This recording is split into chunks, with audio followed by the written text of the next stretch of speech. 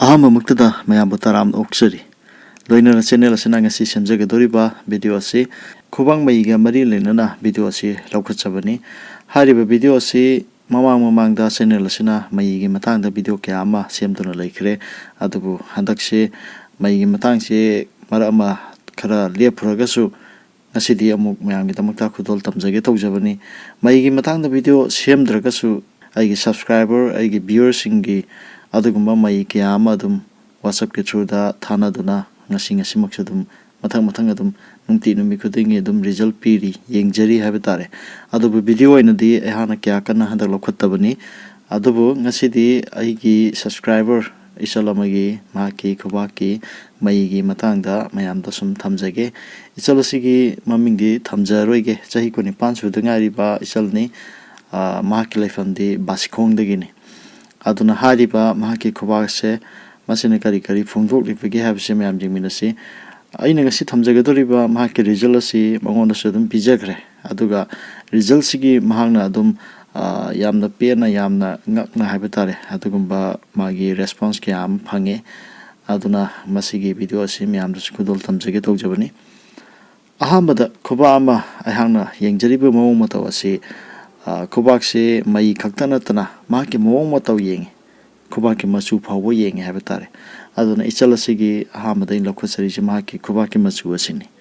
ꯃꯆꯨ ꯑꯁꯤ ꯑꯉꯥꯡꯕ ꯃꯆꯨꯅꯤ ꯃꯔꯝ ꯑꯁꯤꯅ ꯃꯍꯥꯛ ꯑꯁꯤ ꯂꯥꯏꯕꯛ ꯐꯕꯁꯤꯡꯒꯤ ꯃꯅꯨꯡꯗ ꯆꯜꯂꯤ ꯏꯁꯩ ꯅꯣꯡꯃꯥꯏ ꯀꯂꯥ ꯕꯤꯗ꯭ꯌꯥꯗ ꯍꯩꯒꯟꯕ ꯑꯣꯏꯒꯅꯤ ꯃꯁꯥ ꯅꯥꯟꯕ ꯃꯤꯅ ꯏꯀꯥꯏ ꯈꯨꯝꯅꯕ ꯑꯣꯏꯒꯅꯤ ꯉꯥꯡꯊꯣꯛ ꯁꯛꯇꯣꯔꯛꯄꯗ ꯃꯤꯅ ꯇꯥꯅꯤꯡꯕ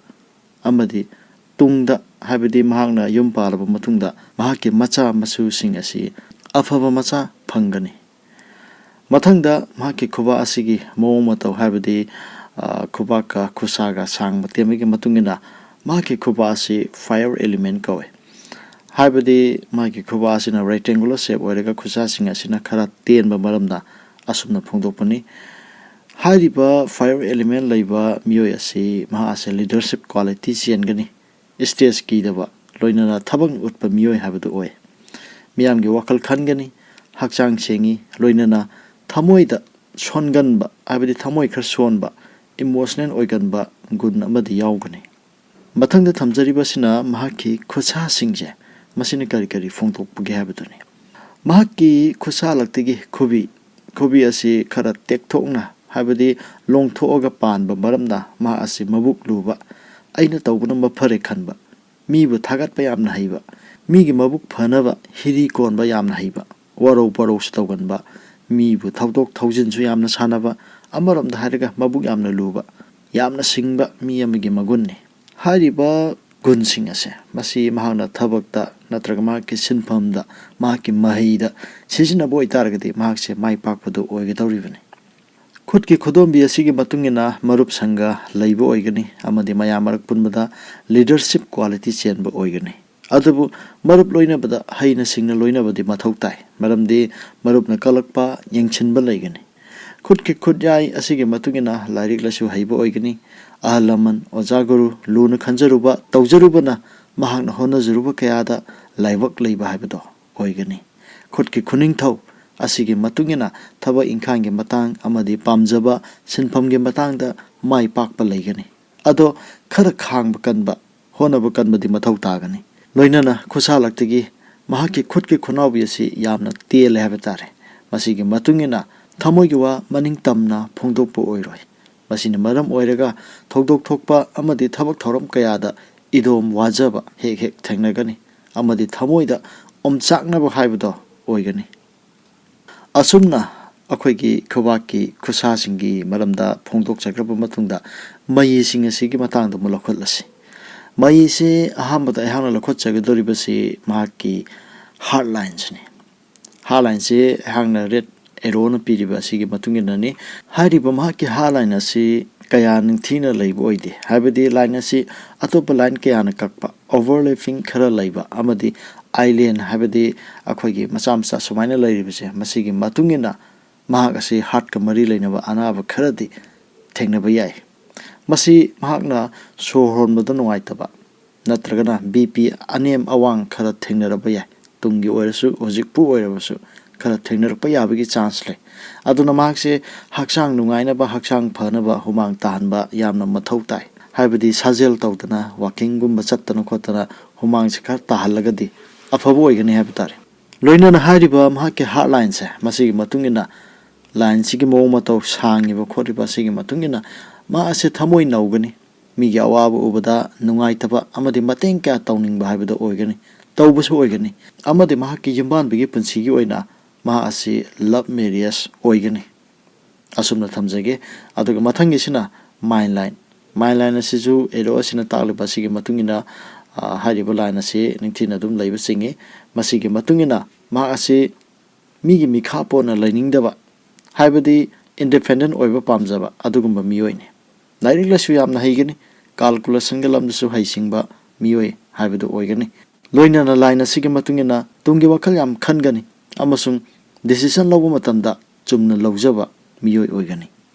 लोइनना महाकी लाइफलाइन असिसु एरो असिना तागलिबा लाइन असिनी हारिबा लाइन असि येंगुबा मतमदा अतोपा लाइन क्या अमना कक्पा मयामसु अदुम उबिरमगनी मसिगी मतुंगिना महाकी पुंसिदा अयत अपन असि चही नौरिंगे हाइबदी नहा ओइरिंगैदा हेना थेंगनबा लैगनी मसि इसागी महीगी सिनफमगी अमदि थबकि मतंगदा अयत अपन खरा हे थेंगनबा पीगनी हारिबा अयत अपन असि इसागी चही 30 फाउदी खरा अदुम लोइनगनी मदुगी मतुंगदगेदी कया कन्ना लैबसु ओइरोय याम थोइना लुना खनिंगाइसु ओइदे मरमदी लाइफलाइन मनुंगदा लैरिबा माके लाइन सिंग असे मसी सपोर्ट लाइन नि हाइरिबा लाइन सिंग असे अहांगना यामबो मतंदा ग्रीन मचुना अदुम ओहेले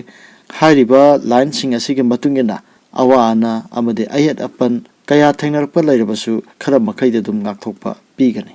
हाइरिबा सपोर्ट लाइन सिंग असि अदुके मतेक अफबो खुदम अमनी मसिगी रोल असि अतै नते महाकिदमक महाकपो सपोर्ट तौबो मी लैबा महाना अवाबा ताबा मतमदा खुदोंथिबा ताबा मतमदा महाके सपोर्टर लैबा महाकपो गाक्पीबा अदुगुम्बा मी थोलकपा हाइबदो ओइगनी इसम समना हाइरबदा इमुंग मनुंगी मीना महाकपो थाजबा थंबा महाकपो लुना खंजबा महाकिदमक लेपीबा ओइबा मसी अमरोमदा इमुंग मनुंग नत्रगसु मरु मपांग ओइबसु याय नत्रगना मसकसु खंगनदबा मी अमा ओइरबसु याय असिगुम्बा लाइन सिंग असि अदुके मतिक फबा अदुगुम्बा लाइन नि मरमसिना मसिबो खोइना सपोर्ट लाइन नत्रगना एंजेंस लाइन हारगसु खंगनबनी हारिबा लाइन सिंग असिगे मतुंगिना मान हायेंग युम पालाबा मतुंगदसु महाकी पार्टनर अदुना हाइबदी महाकी युम्बान मिना दोरिबा अदुगुम्बा महाकी मपुरोइबा हाइबा तारे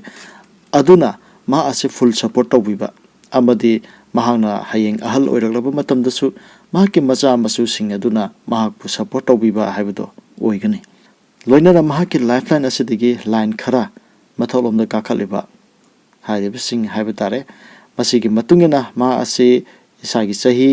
38 निम्फु यांखै मंगा हाइरिबा सिंग असि महाकी अफबा चही मतंग हाइबदो ओइगदोरिबनी मसी अखोइना खुबांग मई गोइना चही काब चही मतंग हाइदना अयाना हे पंजबनी हाइबदी हाइरिबा चही मतंग सिंग असिदा अफबा थौदोक कया थोकपा कुइना खंजरकपा निंजरकपा कया मंगफाउनबा लैगनी थबकता बिजनेसता अमदि सिनफमदा चौखटपा अमदि सेल थुमगे मतंगदसु चौखटपा लैगनी असुमना लाइफलाइन गे मतंगदा थमजखरबा मतुंगदा माके थबकके मतंग येमिनसे थबकके मतंग यांगलकपदा खुनिंगथौ मखादा थबकके ओइबा मई लै अदुबु लाइन असि अमदिगे हेनबा मरमना करम्बा लाइन हेना फगदगे खनबदा डिसीजन लफुम खंगदबा खरा लैगनी अदुबु थबकती तौबगे ममीदी ओइरे अदुना खांगबा खरा कनबा अमदि तानबा खरा कल्लबदि माई सोइदना पाकपा लैगनी दोइनना इसागी ओइना यामना फबा मना बिजनेस लाइन सु खरा दुम चानबा लै अदुबु तुंग कोइबदि ओइरोय मसी खुनौबि तमना लाकदबा लाइन हाइबा तारे लोइनना खुनौबि मखादा लैरिबा लाइन मचा खरा असिगे मतुंगिननी अदुबु बिजनेस कोइनदि तुंग कोइना हाइबा तारे अदुमक्ति ओइदे महानसु क्या कन्ना बिजनेस तदी खोंगजि क्या थांजिननिंगदबा अदुगुम्बा मगी ममी लै हाइबा तारे अदुगा थबकि ओइनदि माइ पाकपा याबगी अदुगुम्बा चांस याम वांगे लोइनना थमजरिबसि महाकी फेट लाइन असे खुबांग मयादे लैगदबा अदुगुम्बा लाइन असिनी हारिबा महाकी फेट लाइन असे निंगथिना लैबा मक्ति चिंगदे मतेक ओरगा अदुमाइना लैबा लाइन नि मसिगी मतुंगिना थबक theorem कयादा madom honajaraga mai pakpa laigani amade imung manungi support su khara dum laiba imung manungi support lai haiduna su honadradi yadaba haiba tare adugumba oi haiba tare loina na line asige matungina thabakta sinfamda hongdo hongjin khardi laigani hariba asi market line fair line asi matek laiba asina maram oiragani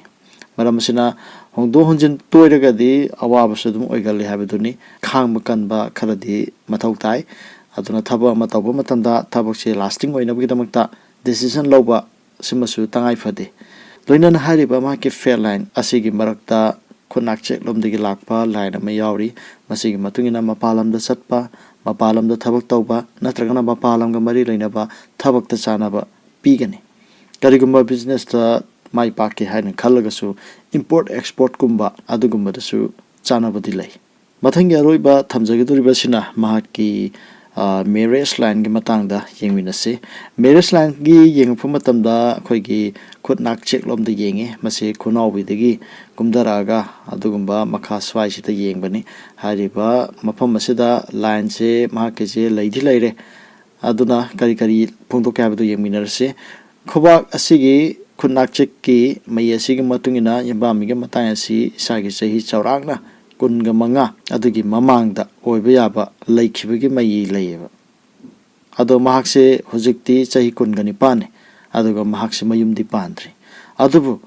mayum pandri hargasu mahak chahi kumanga gi mamangda mai amadi lay mai asigi matungina mahak yum panba mak natragasu mahangna khangna jaramba nungsina jaramba amade yum panba yabagi matang oigiba aduguma amagi mai oigani habatare aduga